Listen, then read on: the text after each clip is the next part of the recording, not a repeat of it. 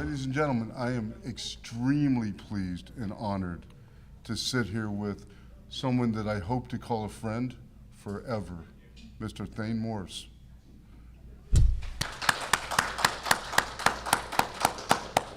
Thaine started off his career at ILM as a ballistics expert, so someone that blew things up. And you will be amazed at the things that he's done. So, first of all, I have to give you a little background. Very little. I got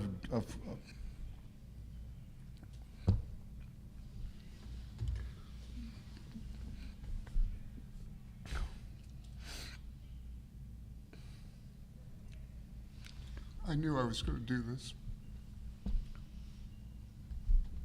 We lost a good friend. So, Mr. Mark Dotson, one of my all-time favorite people in the world. Mark was the voice of Salacious Crumb, as well as various horror. Anyone you can think of, he's probably done. Mark called me up when he knew that we were going to start the event. And he said, you have to get Thaine out there. Hasn't done a show. He's been in the background.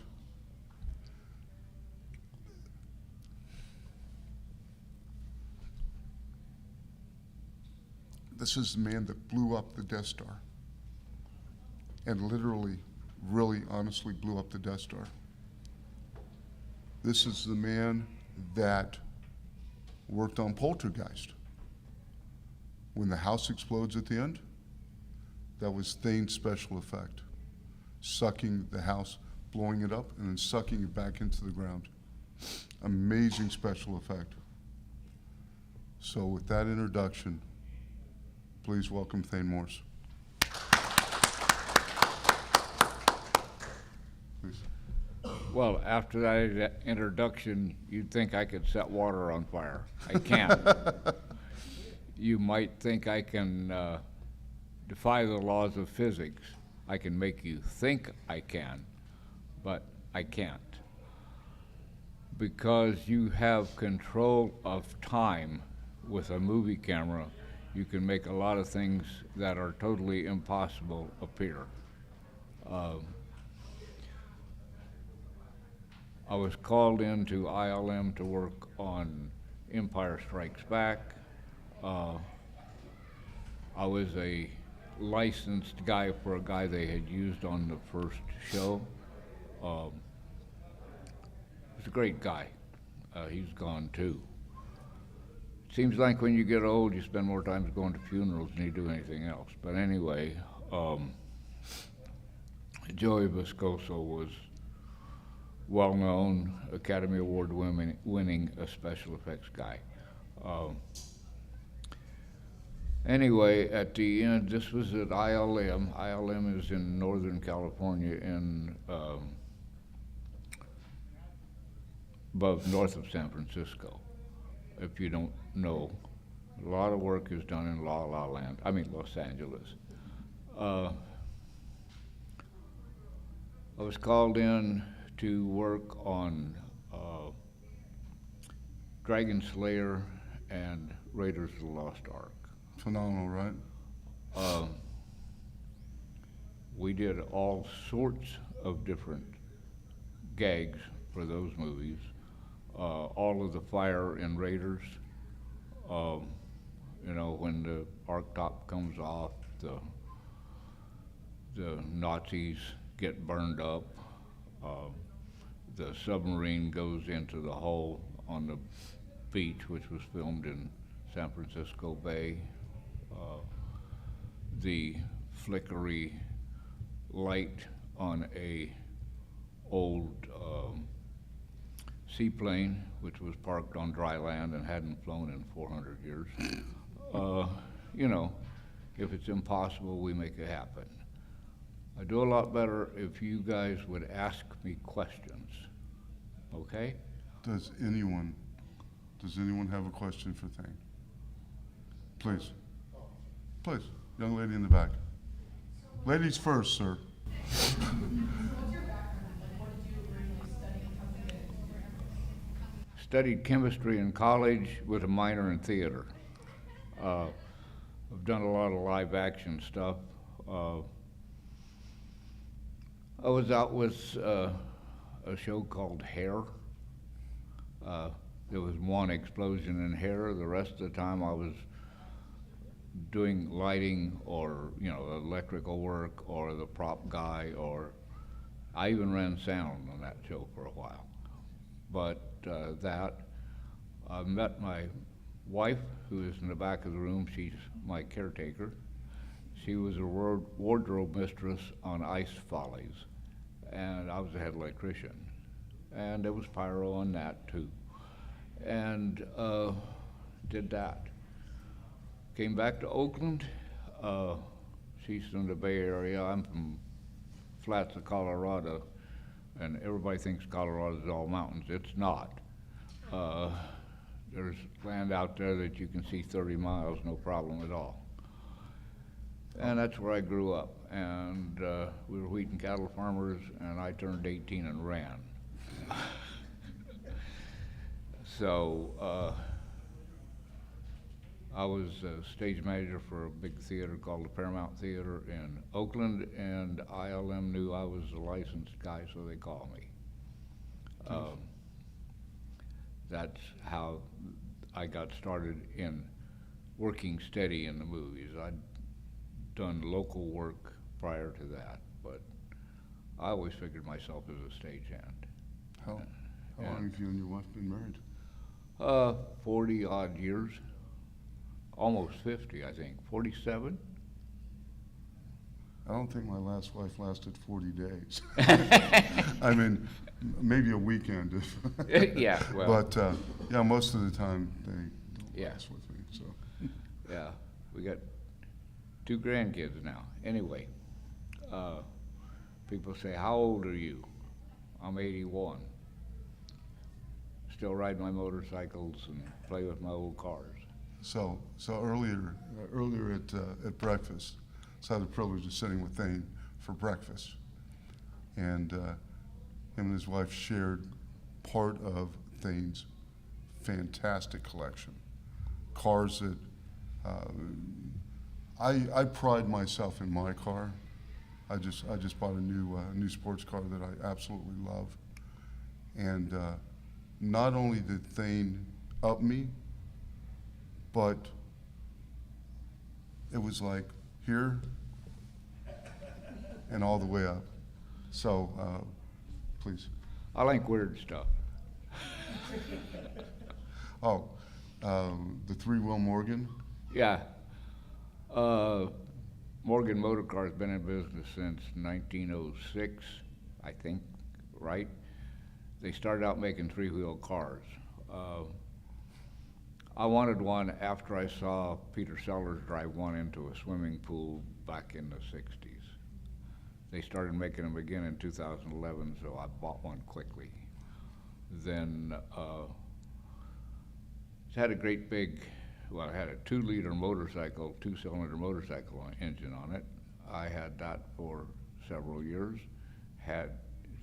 It's more fun than you ought to be allowed on a wheeled vehicle. And they came out with a new one, so I quickly sold that one and bought the new one. New one's better. Cars. Yeah. Like crazy cars. Yeah. Like trucks. Like anything you could think of. So just. Okay. So anyway, back to that. Studied chemistry in college and discovered that I didn't want to do that. It's kind of boring. So got a chance to work on a little movie called How the West Was Won, and worked on that for a few weeks and decided I would grow up afterwards. And that was 50 years ago or more, and I haven't grown up yet. They've paid me a lot of money to be a little kid. Who out there would love to have a job just blowing stuff up. That's a dream job right there. And then imagine all the people that you met along the way, and just amazing. Yes, sir, you had a question? I was wondering, what was your most difficult scene to shoot? I mean, a lot of the stuff that you've done, I love Dragon Slayer. The poltergeist scene with the houses are amazing. Naturally, going up into the Death Star. As a little kid watching it on the screen, it's like, yes, you know, it's amazing. But which one was the one that basically you went, it's impossible, but then again, nothing is impossible. It just takes a little longer to do. Let me intervene just one time, not to jump ahead. Has everyone seen Poltergeist? The first Poltergeist movie? Do you remember at the house at the end of the movie, and it basically gets blown up, and then it gets sucked into the ground? Okay, that one was tough. There was tougher ones, but that one was tough. I think on Poltergeist, that big sucking vent thing was tough. But I'll tell you how we did the house. We built a big black funnel, square, right? About 6 weeks of construction of the one model, okay? The one model. It was made out of Durham's water putty, which is a very brittle plastering material, and balsa wood. We tied a bunch of steel cables to all of the balsa wood, run it through a thing called an air mover where you put 80 CFM cubic feet per minute air into it, and 800 comes out the other end. Creates a hellacious vacuum, okay? That's to suck the whole thing in. And walking around, we sort of panicked. What happens if it plugs that hole and we have a piece of, and the hole was 12 inches in diameter. We're going to have a real problem here. Okay, 2 shotguns. When it starts to plug up, shoot it. Right? I was working with Richard Edlund, the famous cinematographer. 3 or 4 Academy Awards. Anyway, he's a gun collector, and I've got a couple of old, cheap guns, shotguns, so I figure we'll use those. So I carefully load special ammunition for this that don't have shot cups in it, so that and really fine birdshot, so that you won't be able to see it flying through this thing. We're going to film this thing at 360 frames a second, okay? That's 12 times speed, okay? And it's gonna happen, okay? So he shows up with a couple of about $5,000 collector shotguns and says, we're gonna use these. Do you want shot rattling down the barrel of those things? You know, these are my own hand loads. They may damage your guns. He said, they're just guns. Okay, here. So we fired up the camera. The way we were going to pull that thing down is we've gone through a clue. It's where you tie a whole bunch of cables together, and then out to the forklift. On cue, jump off the clutch on the forklift, right? And it worked the first time, thankfully. Any other questions, please? Had you seen the first Star Wars film prior to working at Island, and if so, what did you think of it? Yes, I did, and I was very, very impressed with that thing. At the time, I was on the road with Ice Follies and saw it, I think, in Detroit. But anyway, it was wonderful. And having that square motion control was really, it probably wasn't invented, but it was certainly polished to where it would work. we used the same computer setup for motion control that they used on the original movie for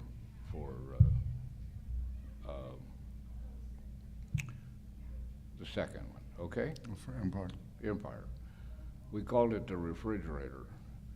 And the microchip in that motion control system was an 8080. Any of you people know anything about computers?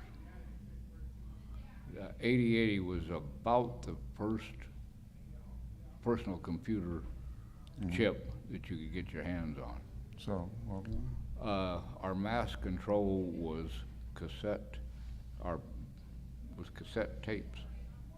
You put a cassette tape in it to get it fired up in the morning, and then you put another cassette tape in it, and you programmed it with a knob to move the camera down, back and forth, and to move the model. And it worked. And it worked clear through that show.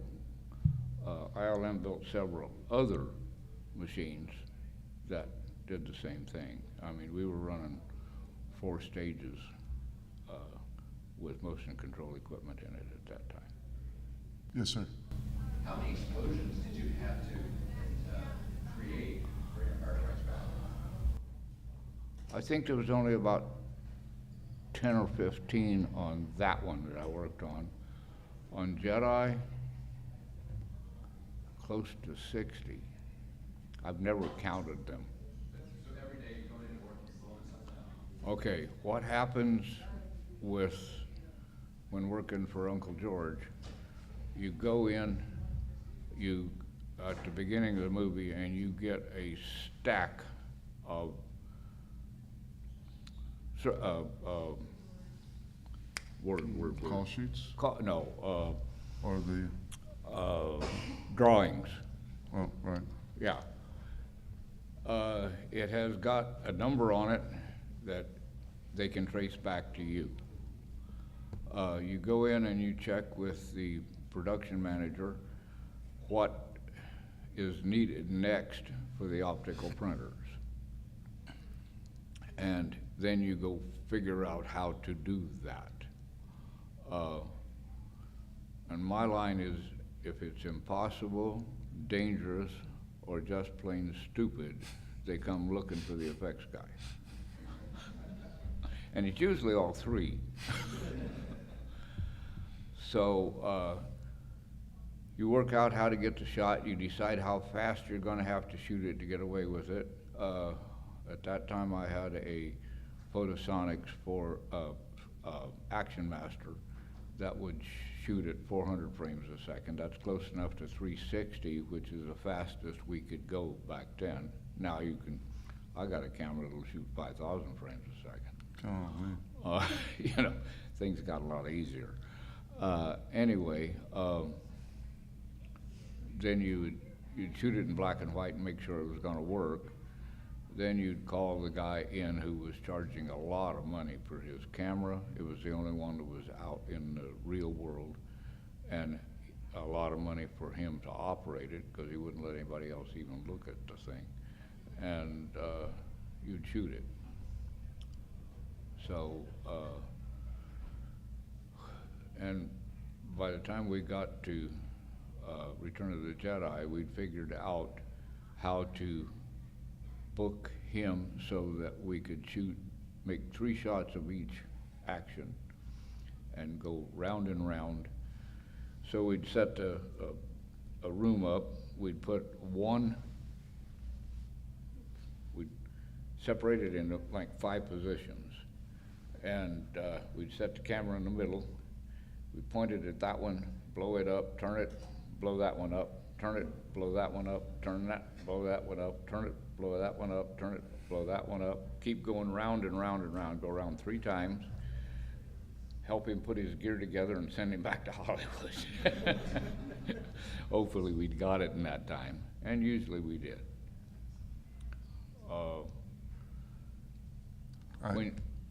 don't know about y'all, but for me as a fan, of at least the first 3 films.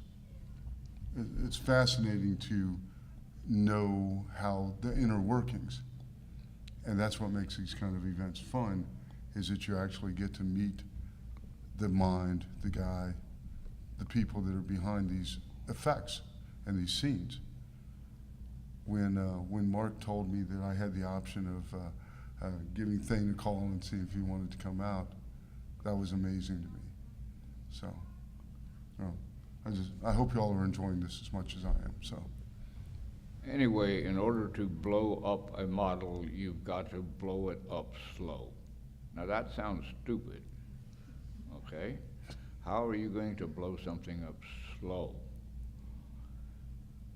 So I had to come up with a box, a firing system, that would go down to 0.001 seconds between each shot.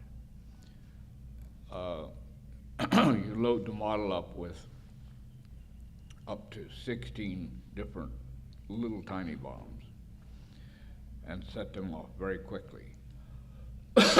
When you're sitting there watching it, it sounds like a single explosion. But when you play it back after filming it at 12 times speed, it works from one end to the other. You find out what caused it. You know, this is one of the questions you ask the production company, production people, what caused it to blow up? And then you walk it from the beginning to the end. And that's what makes it look somewhat realistic. Death Star had about 5 in it. That was pretty easy. The barge, that thing had 7 in it. A lot of the spaceships had 5 or 6 in them. That's, oh, please. go ahead. Oh, no, I was going to ask, you worked with Colin Cantwell? I don't think so. He's been given he just recently passed away, unfortunately, but he was given the credit for actually building the Death Star. Okay. So doing the design work and building it out. Okay. We tried to get Colin out here, but unfortunately he passed away before we were able to do so. Most of us that worked on those first 3 films are getting pretty long in the tooth. And at the time when we were working on that, we were a bunch of kids, and it was just party time. You know, you had to push it, and you had to produce, but it was fun. I and my boss, who became my assistant, and I taught him how to play this game. We had a refrigerator, and we kept a bottle of scotch in it we called Plan C. It was a bad day. We would go to Plan C. Any other questions? Yes. What was your favorite explosion or effect to work on? There's a whole lot of them. The ones that worked. The ones that do not require Plan C. Yeah. Or maybe the ones that do. Depending on the day, I guess. Uh-oh. You want the worst? I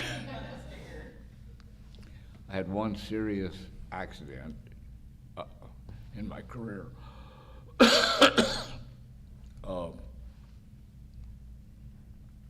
Movie called Cliffhanger. Okay? Well, that was Sylvester Stallone, right? Yep. By the way, Stallone's afraid of heights. Oh, I heard that. I heard that. The guy that you see on that ladder, Yes, sir? it was made by the model shop. It's a Ken doll with automation.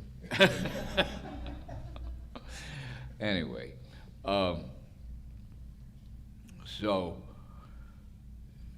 there is a special chemical you can use that burns at very low temperature. The whole wall was made out of flame retardant foam. I didn't believe you could flame retard some kind of a petroleum product, so I tested it with a blowtorch and it went out. Still didn't trust it. Went with that low temperature stuff. It makes a fairly smooth, very ugly looking black and orange cloud, okay? So we got the shot.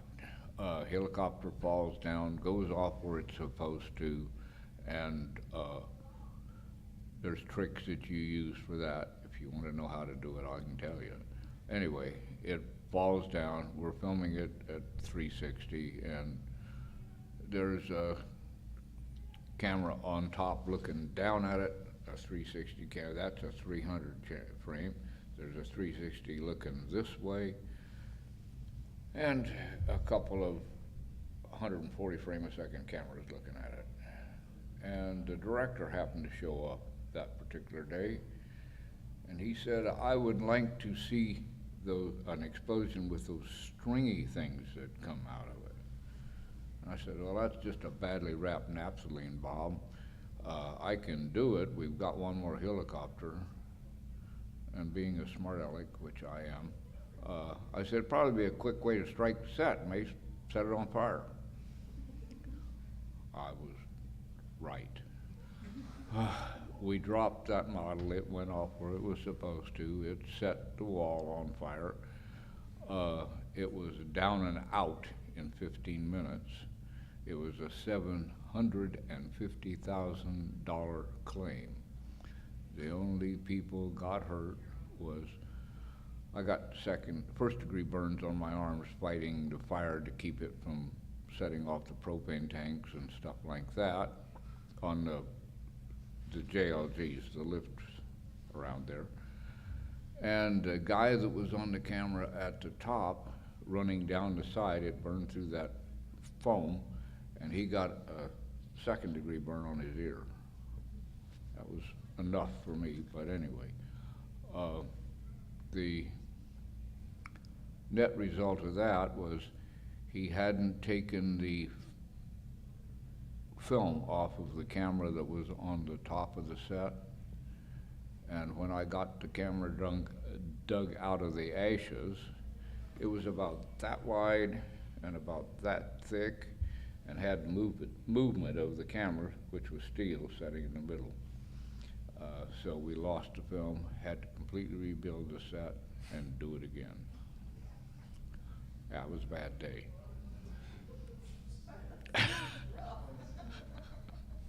Yes, sir. Can I ask Thaine a quick question?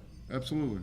I was wondering if you talk about winning the Technical Achievement Award with David here for the DSC Spark device? Well, come on up here. It's just a little bit hard to hear you. Yeah, sorry about that. I was curious if you could kind of talk a little bit about winning the Technical Achievement Award with David for the DSC Spark. Okay. For those you don't know, David Pyre and myself own MP Associates. We're probably arguably the largest manufacturer of specialty pyrotechnics, in other words, specialty fireworks, in the United States. It's in Northern California. Anyway, that all started with a band called Boston. And the guy wanted to pick his guitar and then have sparks fly out of it. Okay? You guys all know more than a feeling. Absolutely incredible lead singer, Brad Delp. Yep. Yeah, everyone knows Brad. Wonderful band. So. And he's, amazingly enough, almost as geeky as I am. And I pride myself in being the head of the geeks.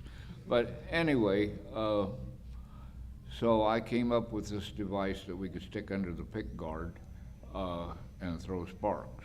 And then a few years later, continued to make them for my own use.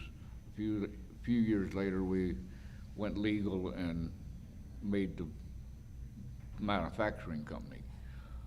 The DSC, what is that show? The Natural. That was the first big use of the DSC. That was with Redford, Natural? Yeah, when he hits the baseball. When he hits the into baseball, light. right, with Wonder Boy. Yeah. That's right. They are fairly low temperature sparks. Don't let anybody tell you there's such a thing as cold sparks, because there's not. But anyway, they're fairly low temperature. They're used, they ended up being used in Return of the Jedi. They were hand making them in England and had found out about them. I shipped probably 2,000 of them over there for that. But it is a plasticized explosive full of titanium metal. Okay? That's how it works. With an electric igniter in it. Did that answer your question? That's very cool. Thank you. So next time y'all see Ace Frehley up on stage with Kiss, and his guitar is shooting flames out and sparks, just say, To blow my own horn, we supply pyrotechnics to Universal and Disney theme parks worldwide. We also supply training aids to the military, and then we supply stuff to the military that I can't tell you about. so y'all have had the privilege of speaking and talking to Mr. Thaine Morris. One thing that he didn't mention is his personal train. Oh, He has a train. He owns a train. It's actually not that big, but it's big enough to ride on. That we talked about earlier. Uses for events with children and helping out. So if you like to, I thought it was a cute story. if you get to Los Angeles, you go to Los Angeles Live Steamers on Sunday. I'm over there occasionally. I've got a replica of a locomotive. It's a gasoline hydraulic pretending to be a diesel electric, and from the 40s. I've got two in production at my machine shop if people would leave me alone long enough to work on them, but they're steam engines. But it's just another one of the multiple hobbies that my wife lets me get away with. This makes me really look bad for retiring at 46, right? Going to work every day, 81 years old, making new projects, building new things. Makes me look lazy. Holy cow. Just don't slow down, that's what kills you. I slowed down today. I've been slowed down this whole weekend. Yeah. So, but just having a blast out here. We have, let's see, what do we got here? We have a Gentle Giant Sabine Wren piece here to give away. Let's come up with something fun. How could we give this thing away? Who would? Okay, let's get a volunteer hand up. First hand up for, yes, sir. You just volunteered for Thaine to light you on fire. And if we can do that and we can get it on camera, it probably won't hurt for that long. He's a professional, I guess. I am a retired physician, so it may take me, I don't know, hour or so to put you out, but we could do that. I set Arnold Schwarzenegger on fire. There you Didn't go. hurt him. Okay, what movie was that? Oh, it was for the stunt awards back in the early 80s. So I'd be in good company, me and Arnold Schwarzenegger. What? I said I'd be in good company if you set me on fire. Then. Yeah, I've set a lot of people on fire, but that was the only non-stunt guy that was silly enough to want to be set on fire. Give us a trivia question. Don't. Well, then that's going to exclude you from the drawing. Okay, so without saying anything, after they give the question, raise your hand, and we'll see who wins this thing. What do you think? Go ahead. What film was Thaine nominated for an Academy Award? Well, there's what, 600 of them? How many? 89, 89. I only have one nomination. Okay, I do have a technical award. okay. So the nomination is the one we're looking for. Would it be Last Crusade? That's a no. Okay. So not only did you get lit on fire, but there are lots of questions. Anyone else? Please. That's the winner. Come on up. Oh, wait a second, I have to ask. Is that correct? That's correct. There you go. You know what? You know what would be really cool? Do we have a Sharpie or something someplace? If we can grab maybe a silver Sharpie or something. I know that it's not relative to the Sabine Wren figure, but you would have a 1 of 1 signed by Mr. Thaine Morris. Oh, yeah. Oh, wow, you lose again. I don't need a black one. I need a silver or something. That's all I have. Okay, well, let's do it on the, Well, I think somebody ran away looking for a black one, Did a you- silver one. If we have a silver one, let's sign it in silver. Here, let me give this back to you, sir. Woo! There you go. Step on up here. Give Mr. Morris your name, although I already know it.